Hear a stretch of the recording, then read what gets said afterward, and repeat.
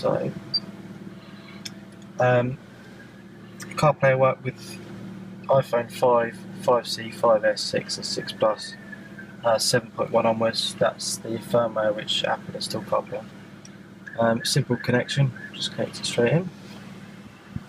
CarPlay come up on the screen, and the unit automatically jumps to CarPlay. So this is your CarPlay menu. You can see it's Apple designed, easy to use, simple icons on the screen, easy to navigate around. Oh, got a message coming. That wasn't planned. That's a display. Right, so you can see that the stuff you've got on the screen set up in exactly the same way as you see it on your iPhone. Apple have chosen which apps they want to display, and they've picked the apps which make the most sense to use while you drive. So you've got phone, music, maps, messages. The other apps you've got are music apps like Spotify, Stitcher and Audio as well. So they've been added recently. The developers have incorporated CarPlay into those, so they'll work with this. So if we go into phone, for example, Siri will pop up automatically in every menu and ask if you want to do something within that menu. Who would you like to ring? Peggy Jones. Ringing. So again, set up in the same way that your iPhone is set up. You'll notice when you go through that all the menus look like an iPhone. They've just been redesigned slightly better to make it easier to use while you drive, getting rid of all the unnecessary stuff that you don't need while you're driving. It seems like it's an extension of the screen. Yeah. So within your phone menu, you've got your favourites. You can go through your recents, you've got your contacts, keypad, and you've got a direct voicemail button as well. So that's nice and simple and easy to use. Got the home button and the bottom left, which takes you back to the home menu the same way that your iPhone would. So within the music, again, it's a redesigned version of your iTunes library on your phone. Because it's a cable connection, it just takes all the information directly from your phone. It's quick, doesn't take time to buffer or load. I don't have a lot of music on it, to be honest. You can see there it's got my music library. You can select a song that you might want to play.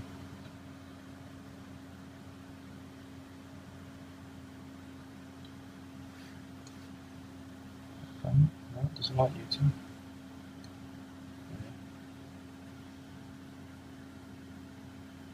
So nice, easy, simple screen to look at while you're driving as well. What you can do is, because obviously Siri plays a big part in this, with any menu you're in, you can push and hold the Siri button.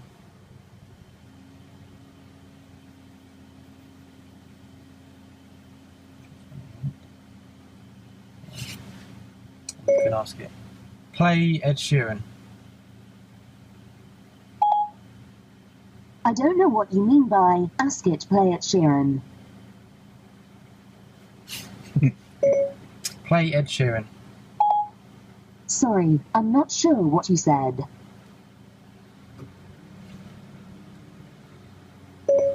Play Ed Sheeran.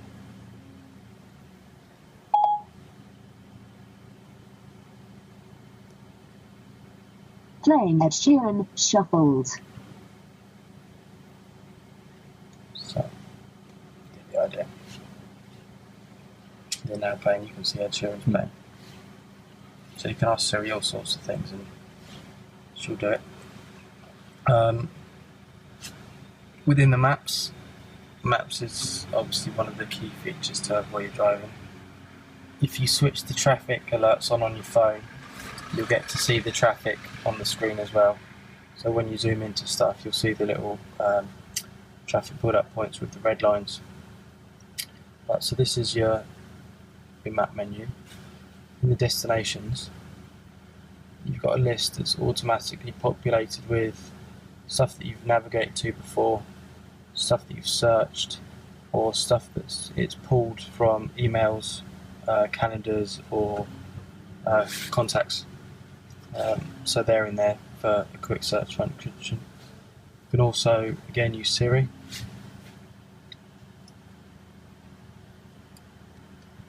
Where would you like to go? Find me some coffee.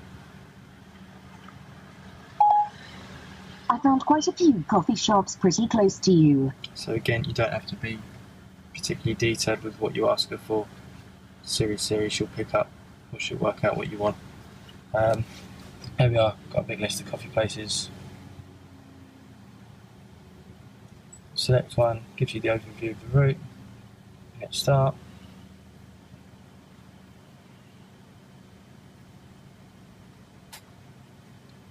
There we go. As soon as you start moving, it will go down to a 3D view, and you'll see like 3D buildings and stuff as well.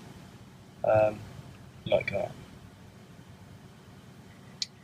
The screen at the minute looks quite clustered, so you can free it up, although you've got information to tell you what your next turn is and stuff. If you tap it, it gets rid of it. Tap it again, opens it out even more, so it's nice, clean display. And the good thing with the 3D mapping as well, the 3D buildings, it gives you kind of a better idea, especially in London. If you're driving past a big skyscraper tower or something, at least it gives you an idea on here of exactly where you are. When it comes to the mapping as well, the iPhone's got its own GPS receiver built in, but so does our unit. Right. So the GPS receiver on here is quite a large receiver compared to the minute one in the phone. When it's connected and you're mapping, it will use the receiver that's in the unit, which we've got fitted up on top of here.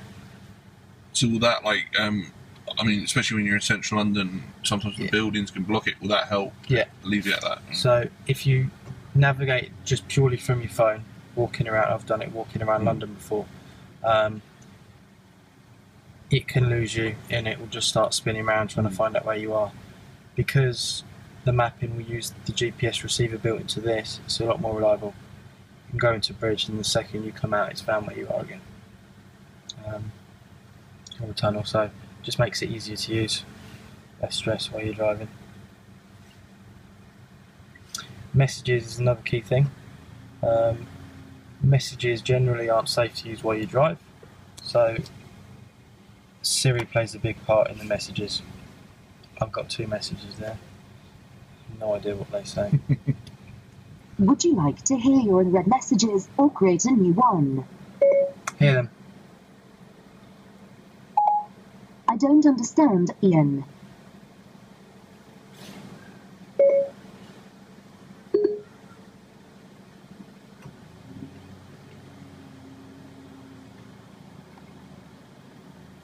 You have 2 messages from Simon Cole. You get my voicemail about Ford Ranger if. Will that if support the phone functions on the steering wheel? Okay. Would you like to reply? That's all your messages. It will only read out messages to you that you've received either while you've been in the car or that you haven't read yet. So I can't go through my list and read messages from last week or anything. It will only read out the ones. It will give you the option to reply as well. So for example, you select contact to reply to, you hit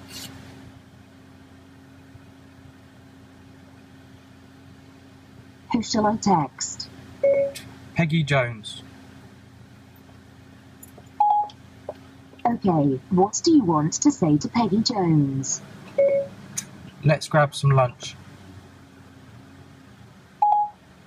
Your message to Peggy Jones says, let's grab lunch. Ready to send it? Yeah, send.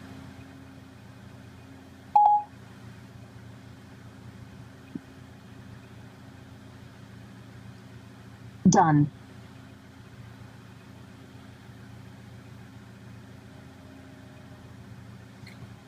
So you can send and receive messages via voice.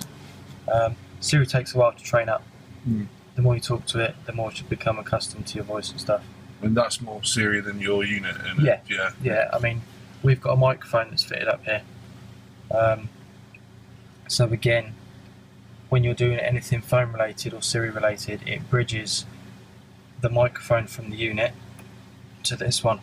So it's this picking your voice up, but not the mic on your unit, not the mic on the phone. Sorry.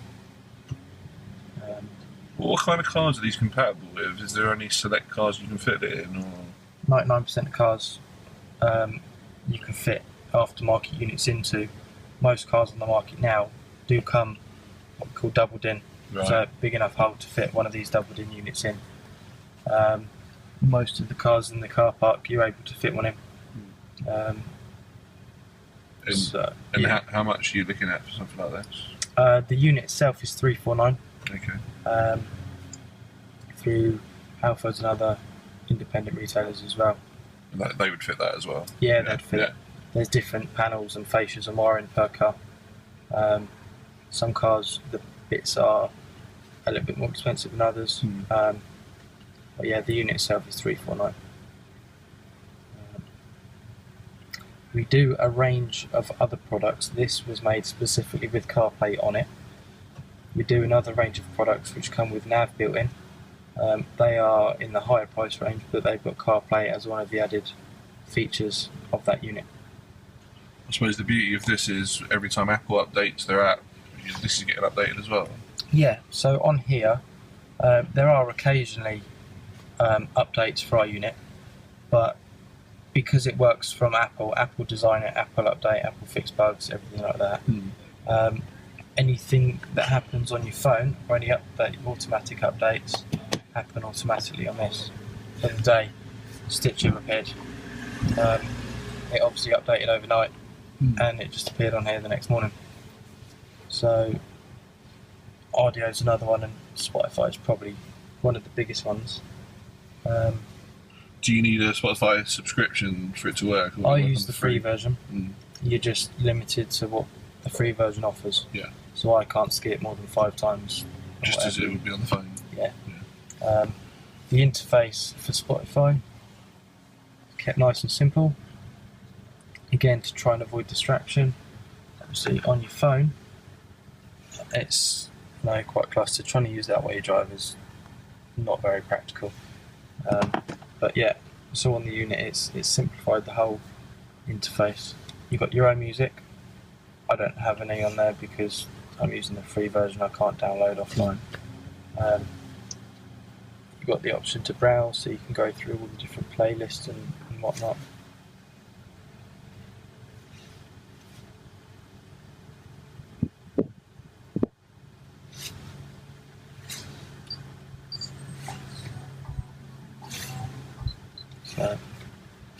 So that's your Spotify interface, and the interface is because Apple try and keep it generic.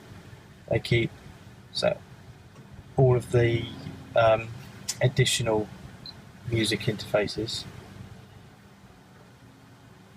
like Stitcher and Audio. They'll use the same menu system, so that you don't jump from one app to the other and get confused with the different layouts. So although there's different content within each option based on the app that you're opening up, all the interfaces are the same to try and keep it simplified. So this is audio again. It's all in list format, but you've got the options that correspond to the app. I don't use audio, so nothing on there. So you've got your podcast, which you can download as an app from the iTunes store. If you use that on your phone, normally it'll be exactly the same, so you'll have all your podcasts and stuff on there. Don't listen to those either.